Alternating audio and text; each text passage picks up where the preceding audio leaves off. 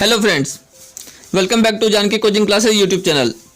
तो मैं हूं आपका होस्ट और मेंटर आनंद राज और आज है 3 दिसंबर 2023। तो चलिए बिहार में एजुकेशन से संबंधित क्या कुछ अपडेट्स है हम लोग एक एक करके उसे देखते हैं। तो वीडियो में अंत तक बने रहिएगा। तो देख सकते हैं सबसे पहला जो समाचार है MOU क्या कहता है, सामूहिक शिक्षण व रिसर्च को बढ़ावा देंगे FDDI और MIT यानी footwear design and development institute और मुजफ्फरपुर इंस्टीट्यूट ऑफ टेक्नोलॉजी के बीच MOU पर हस्ताक्षर हुआ है, जिसमें कि कहा गया है कि डिजाइन और प्रबंधन में पेशेवर विकास को बढ़ावा मिलेगा और संस्थानों के लिए अवसर के नए द्वार खुलेंगे। तो इसके अंतर्गत मुजफ्फरपुर में स्थित बेला औद्योगिक परिसर में लेदर गुड्स पार्क बन रहा है, जिसमें फिलहाल 10 एकड़ में 96 इकाई सब बिक्री केंद्र विकसित करने की योजना है और FDDI के छात्रों को अब कैंपस के बाहर नहीं जाना पड़ेगा। छात्रों को कॉलेज से पास आउट होने के बाद बिहार में ही नौकरी करने का सुनहरा अवसर प्राप्त होगा। योजना के अनुरूप अगले साल के अंत तक इकाइयों के शुरू होने की उम्मीद है और इस समझौते का मुख्य उद्देश्य संस्थान द्वारा आदान प्रदान के सहयोग से संकाय सदस्यों और छात्रों को शामिल करते हुए सामूहिक और सहयोगात्मक शिक्षण को बढ़ावा देना है। तो यहाँ पे एक साथ जो है समझौते के बाद FDDI के साथ हमारे बच्चे मिलकर एक साथ शोध भी करेंगे, ऐसा जो है MIT के प्राचार्य का कहना है। और MOU पे हस्ताक्षर FDDI पटना परिषद प्रभारी संजीव कुमार मिश्रा एवं MIT के प्राचार्य डॉक्टर मिथिलेश कुमार झा के समझौता ज्ञापन पर हस्ताक्षर के साथ संपन्न हुआ। अगले समाचार की ओर बढ़ते हैं। कहता है, महामती प्राणनाथ विद्यापीठ में पारंगत हो रहे युवा सनातन संस्कृति का प्रसार करेंगे। जाति बंधन से मुक्त सेवा, वेद वितक व योग की मुफ्त शिक्षा ले बच्चे कर रहे समाज को जागरूक। तो यहाँ पर 5 से 25 साल के लोगों को मुफ्त वेद और शास्त्रों की शिक्षा दी जा रही है, जिसमें सेवा पूजा, शास्त्र, वितक और योग की शिक्षा शामिल है। 20 से अधिक महिलाएं भी वितक की शिक्षा ग्रहण कर रही है। इसके अलावा अलग अलग स्थानों पर वितक का पाठ भी किया जा रहा है। मंदिर के पीठाधीश्वर महंत सुरेश चंद्र शास्त्री ने बताया कि इस विद्यापीठ में किसी भी जाति के बच्चे शिक्षा ले सकते हैं। अभी विद्यापीठ में करीब 90 बच्चे शिक्षा ग्रहण कर रहे हैं और बच्चों को शिक्षा के साथ ही निःशुल्क सेवा पूजा ग्रंथ, धार्मिक ग्रंथ और योग से संबंधित किताबें भी उपलब्ध कराई जा रही है। साथ ही मंदिर में 20 अनाथ बच्चों को गोद लेकर उनके रहने, खाने और पढ़ने का खर्च उठा रही है। साल 2025 तक 100 अनाथ बच्चों को गोद लेकर उन्हें शिक्षा देने का संकल्प है। इसके लिए अगले साल से भवन निर्माण भी शुरू होगा। तो एक बहुत ही अच्छा स्टेप कहा जा सकता है कि भारतीय संस्कृति और हमारे जो पुराने रीति रिवाज और परंपराएं हैं उनको जो है जीवित रखने के लिए और उन्हें जो है समाज के हर तबके के लोग जो है जान सकें और इसका जो है अर्थ समझ सकें, साथ ही साथ जो है इसका प्रचार प्रसार हो सके। तो ये बहुत ही अच्छा स्टेप कहा जा सकता है। इसमें किसी भी तरीके का कोई भी पाबंदी नहीं रखा गया है। आगे बढ़ते हैं। क्या कहता है, Malviya mission teacher training centre के गृह विज्ञान में रिफ्रेशर कोर्स शुरू। तो Malviya mission teacher training centre Patna विश्वविद्यालय की ओर से गृह विज्ञान के स्नातकोत्तर विभाग में शनिवार को कार्यक्रम का आयोजन किया गया। इस कार्यक्रम का विषय expanding horizon of research in home science रखा गया था। यह कार्यक्रम 14 दिसंबर तक चलेगा। इस मौके पर रिफ्रेशर कोर्स उद्घाटन समारोह का आयोजन पटना विश्वविद्यालय के कुलपति प्रोफेसर KC सिन्हा की अध्यक्षता में हुआ। कार्यक्रम में मुख्य अतिथि बिहार राज्य विश्वविद्यालय सेवा आयोग के अध्यक्ष प्रोफेसर गिरीश कुमार चौधरी और सम्मानित अतिथि के रूप में समाज विज्ञान संकाध्यक्ष प्रोफेसर अंजू श्रीवास्तव उपस्थित रही। मुख्य अतिथि प्रोफेसर गिरीश कुमार चौधरी ने कहा कि कोर्स के दौरान रिसोर्स पर्सन के पढ़ाने की तकनीक को जरूर देखना चाहिए। जो अच्छा लगे उसे अपने छात्र छात्राओं को पढ़ाते समय अमल करें। कुलपति प्रोफेसर KC सिन्हा ने गृह विज्ञान विषय में गणित विषय की भी उपयोगिता बताई। कार्यक्रम में धन्यवाद ज्ञापन मालवीय मिशन सेंटर के डिप्टी डायरेक्टर डॉक्टर सईद आलम ने किया। आगे बढ़ते हैं। क्या कहता है, 1294 सहायक उर्दू अनुवादकों की बहाली का रास्ता साफ, हाईकोर्ट में दर्ज याचिकाएं वापस। 150 अभ्यर्थी पिछले साल अगस्त में हाईकोर्ट चले गए और 3 याचिकाएं दर्ज की थी। तो मामला क्या था क्या कहता है, विज्ञापन निकला 2019 में, पीटी हुआ था 2021 में। तो 1294 सहायक उर्दू अनुवादकों की बहाली के लिए 2019 में आयोग ने विज्ञापन निकाला था। 1.10 लाख अभ्यर्थियों ने फॉर्म भरे। आयोग ने 28 फरवरी 2021 को पीटी लिया। 5 सितंबर 2021 को पीटी का परिणाम घोषित किया गया। मेंस परीक्षा पास करने वाले इन अभ्यर्थियों की काउंसलिंग 26 जुलाई 2022 से 6 अगस्त 2022 तक हुई थी। इसके बाद जो है 150 अभ्यर्थी जो कि आर्थिक रूप से कमजोर थे या फिर नॉन क्रीमी लेयर के थे, जो कि काउंसलिंग के समय तक जो है अपना डॉक्यूमेंट नहीं सबमिट कर पाए थे, ये लोग जो है हाई कोर्ट चले गए और इन लोगों ने अलग अलग 3 याचिकाएं दायर कर दी। तो इसी वजह से पूरा बहाली पर रोक लगा रहा। लेकिन अब जो है इस बहाली का रास्ता जो साफ हो गया, क्योंकि तीनों ही ये याचिकाएं अब याचिकाकर्ताओं ने वापस ले ली है। तो ये एक अच्छी खबर कही जा सकती है। आगे बढ़ते हैं। जेईई एडवांस्ड 2022 में इंटर करने वाले जेईई एडवांस्ड के छात्र नहीं होंगे शामिल।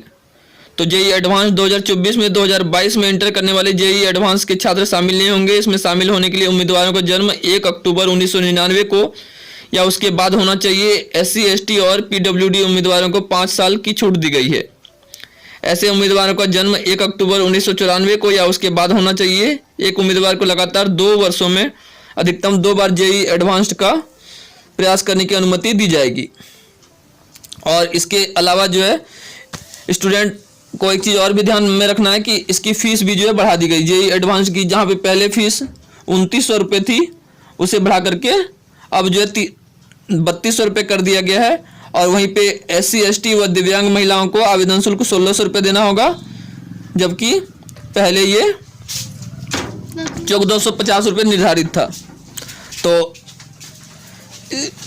रजिस्ट्रेशन की प्रक्रिया 21 अप्रैल से वेबसाइट पर शुरू होगी। जेईई मेन के टॉप 2.5 लाख सफल अभ्यर्थी 30 अप्रैल 2024 तक रजिस्ट्रेशन कर सकते हैं। रजिस्ट्रेशन शुल्क का भुगतान 6 मई तक कर सकते हैं। एडमिट कार्ड 17 से 26 मई तक वेबसाइट पर उपलब्ध होगा और 26 मई को 9 बजे सुबह से परीक्षा होगी। पहले पेपर की परीक्षा 9 बजे से 12 बजे व दूसरे पेपर की परीक्षा 2:30 बजे से 3:30 बजे तक चलेगी। परीक्षार्थियों का रिस्पॉन्स शीट 31 मई को जारी कर दिया जाएगा और प्रोविजनल आंसर की 2 जून को जारी किया जाएगा। तो ये पूरा डिटेल्स आप देख सकते हैं जो कि जेईई एडवांस से संबंधित है। अगले समाचार की ओर बढ़ते हैं। नेशनल लॉ यूनिवर्सिटी में 3400 सीटों पर एडमिशन के लिए होगी परीक्षा। क्लैट आज पटना में 5 व मुजफ्फरपुर के एक सेंटर पर परीक्षा 1 बजे से प्रवेश। तो कॉमन लॉ एडमिशन टेस्ट रविवार यानी 3 दिसंबर यानी आज ही होगा और एंट्रेंस टेस्ट ऑफलाइन मोड में आयोजित होगा। पटना में 5 सेंटर बनाए गए हैं, जिनमें Chanakya national law university, DAV Rajvanshi Nagar, Patna science college, Patna law college, Magadh Mahila college इनमें शामिल है। मुजफ्फरपुर में एक कॉलेज लंगट सिंह कॉलेज को परीक्षा केंद्र बनाया गया है और देश भर में लगभग 130 केंद्रों पर 2 बजे से 4 बजे तक ऑफलाइन मोड में परीक्षा होगी। तो इसमें जो है पेपर के पैटर्न में भी कुछ बदलाव किया गया है। प्रश्न जो है 150 प्रश्न को घटा करके 120 प्रश्न किया गया है और कुल जो है देश में NLU यानी नेशनल लॉ यूनिवर्सिटी की संख्या जो है 23 यानी 23 हो गई है, जिनमें कि लगभग 3400 सीटों पे एडमिशन जो है होगा। और समय सीमा जो है वो 120 मिनट है, यानी कि 120 मिनट के समय सीमा में उन्हें 120 प्रश्नों के उत्तर देने होंगे। प्रत्येक प्रश्न का 1 अंक होगा और प्रत्येक गलत उत्तर पर 1/4 अंक जो है वो माइनस हो जाएगा। तो जिनका भी एग्जाम है वो अपना सेंटर पे समय से पहुंचे और अपना एडमिट कार्ड और जो भी वैलिड डॉक्यूमेंट है वो सारा वैलिड डॉक्यूमेंट लेकर के अपने साथ जो है जाएं। अपना पासपोर्ट साइज का फोटो ले लें, आधार कार्ड, वोटर ID जो भी है आप अपने साथ ले जा सकते हैं और अच्छे से अपना एग्जाम दें। आगे बढ़ते हैं। BPSC ने अभ्यर्थियों को ठगों से सावधान रहने की दी सलाह। 1.22 लाख शिक्षक भर्ती, सर्वर के स्लो रहने से एडमिट कार्ड डाउनलोड करने में परेशानी। तो BPSC ने शनिवार को दूसरे चरण की शिक्षक भर्ती के लिए अभ्यर्थियों का एडमिट कार्ड वेबसाइट पर अपलोड कर दिया। सर्वर पर दबाव बढ़ने के कारण अभ्यर्थियों को प्रवेश पत्र डाउनलोड करने में परेशानी हुई। काफ़ी अभ्यर्थी लगातार प्रयास के बाद भी प्रवेश पत्र डाउनलोड नहीं कर सके। आयोग की ओर से 1.22 लाख शिक्षकों के लिए 7 दिसंबर से परीक्षा ली जाएगी। आयोग के अधिकारी ने बताया कि अभ्यर्थी पहले अद्यतन पासपोर्ट साइज फोटोग्राफ अपने डैशबोर्ड में लॉगिन करेंगे, उसके बाद ही प्रवेश पत्र डाउनलोड करेंगे। डाउनलोडेड ई प्रवेश पत्र में आवंटित परीक्षा केंद्र कोड के रूप में दर्ज होगा, जिसमें कोड के साथ साथ जिला का नाम भी अंकित होगा। इधर बीपीएससी अध्यक्ष अतुल प्रसाद ने सोशल मीडिया के माध्यम से अभ्यर्थियों को सपनों के सौदागरों से सावधान रहने की सलाह दी है। उन्होंने कहा कि परिणाम या अनुपूरक परिणाम केवल उतनी ही रिक्तियों के लिए हो सकते हैं जितनी विभाग द्वारा प्रदान की गई है, न कि नियमों की गलत व्याख्या या कुछ इच्छाधारी सोच या कुछ शरारती अफवाहों या इन पर आधारित किसी काल्पनिक आंकड़ों पर। तो एक दूसरी परेशानी जो है वो ये भी सामने आ रही है कि एडमिट कार्ड में गलत फोटो जो है लगी हुई आ रही है, मतलब स्टूडेंट कोई और है और उनके जगह पे किसी दूसरे का फोटो जो है आ रहा है। कई अभ्यर्थी ने बताया कि एडमिट कार्ड डाउनलोड किया तो उसमें उनकी जगह दूसरे की फोटो लगी है। वहीं सामाजिक विज्ञान विषय में इतिहास और भूगोल में से एक विषय अनिवार्य करने पर अभ्यर्थियों ने विरोध किया। और दूसरी ओर शिक्षिकाओं को स्कूटी चलाने की भी ट्रेनिंग देने की बात की गई है। बीपीएससी से चयनित शिक्षिकाओं को 2 पहिया वाहन चलाने का प्रशिक्षण दिलाया जाएगा जो चलाना नहीं जानती। 4 दिसंबर से शुरू हो रहे शिक्षकों के नए बैच से प्रशिक्षण दिलाने की शुरुआत होगी। शिक्षा विभाग के अपर मुख्य सचिव के पाठक ने शिक्षकों को वाहन प्रशिक्षण की व्यवस्था कराने के लिए शनिवार को SCERT के निदेशक सहित सभी DEO को पीत पत्र भेजा है। वाहन चलाने की ट्रेनिंग सुबह 6:30 से 8:30 बजे के बीच आधे घंटे के लिए दी जाएगी, मतलब अपनी सहूलियत के हिसाब से आधे घंटे करके इन लोगों को ट्रेनिंग दी जाएगी। आगे बढ़ते हैं और ये देख सकते हैं एक ऐसा समाचार जिसके ऊपर की मतलब मीम्स की जो है मतलब भरमार जो है आपको यहाँ पे देखने को मिलने वाला है। यूजीसी ने कहा विश्वविद्यालय में मोदी सेल्फी पॉइंट बनाएं। यूजीसी यानी विश्वविद्यालय अनुदान आयोग ने विश्वविद्यालयों और कॉलेज के परिसर में महत्वपूर्ण स्थानों पर मोदी सेल्फी पॉइंट स्थापित करने के आदेश दिए हैं। यहाँ प्रधानमंत्री नरेंद्र मोदी के नेतृत्व वाली केंद्र सरकार द्वारा देश में शुरू की गई योजनाओं को दर्शाया जाएगा। यूजीसी का कहना है कि इससे युवाओं में भारत की उपलब्धियों के बारे में जागरूकता बढ़ेगी। युवा अपने देश और अपनी संस्कृति के बारे में और जान सकेंगे। हाँ, ये कर लो पहले। यूजीसी को यहाँ पे सेल्फी पॉइंट बनवाने से फुर्सत नहीं है और एनटीओ को दूसरी ओर जो है बच्चों के भविष्य से किसी से कोई लेना देना नहीं है। दूर दूर तक एग्जाम फॉर्म जो 3 महीने भरवा लेते हैं, एडमिट कार्ड जो है उन्हें 5 दिन पहले भी देने तक का जो है वक्त नहीं है, ना उन्हें जो है सही से ये बताने का जो है वक्त है कि उनका जो है एग्जाम सेंटर वो किस जगह पे पड़ने वाला है। आनंद फानन में जैसे तैसे करके उपलब्ध करा दिया जाएगा। और बहुत सारे कैंडिडेट्स ऐसे हैं जिनका कि सेंटर घर से 300-350-400 किलोमीटर दूर जो है दे दिया गया है। पैसे तो आप पूरे लेते हैं, उसमें तो एक जैसा भी कोताही नहीं करते, तो फिर ये सारी चीजें इतनी अव्यवस्था क्यों जो है फैली हुई है। समय पर जो है एडमिट कार्ड जो है जारी नहीं करना, समय पे सिटी नहीं बताना, इतना ज़्यादा अव्यवस्था क्यों।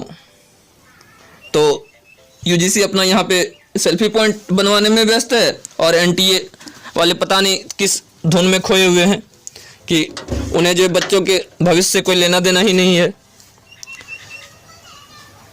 तो ये सारी बातें हैं। तो आज के समाचार में फिलहाल इतना ही। ये वीडियो आपको